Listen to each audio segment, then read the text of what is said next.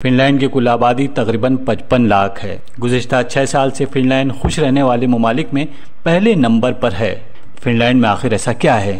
بات اتنی سی ہے کہ فن لینڈ نے عوامی خدمت کو اپنی پہلی ترجیح بنا لیا ہے۔ یہاں صحت کا نظام انتہائی مثالی ہے، پبلک ٹرانسپورٹ کی سہولتیں لاجواب اور تعلیم کا نظام دنیا میں سب سے بہترین۔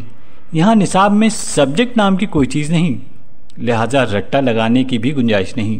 یہاں اوسطاً 19 بچوں پر ایک ٹیچر ہے اور کسی بھی اسکول میں 195 بچوں کو داخلہ دیا جا سکتا ہے، اس سے زائد نہیں۔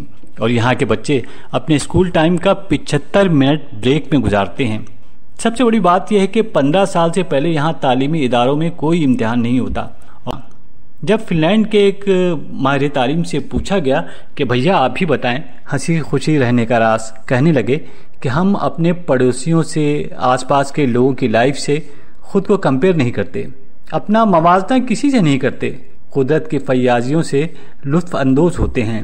کہنے لگے کہ سال میں 4 ہفتوں کی چھٹیاں ملتی ہیں جس میں ہر شخص قدرتی مناظر سے لطف اندوز ہونے کے لیے گھومنے پھرنے چلا جاتا ہے، کیونکہ یہاں قدرتی مناظر سے بھرپور ہزاروں دلکش جھیلیں اور جنگلات ہیں، اور سب سے بڑھ کر یہ کہ ہم ایک دوسرے کا اعتماد نہیں توڑتے، چاہے ایک شخص کا دوسرے شخص پہ اعتماد ہو یا عوام کا اعتماد ریاست پر یا ریاست کا بھروسہ عوام پر۔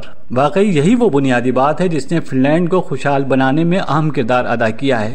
کاش ہمارے ملک میں بھی خوشیوں کی ایسے ہی فضا بنے، ایسے ہی رویے اپنائے جائیں، ایسے اقدامات ہوں کہ ہمارا ایک دوسرے پر کبھی اعتماد مجروح نہ ہو۔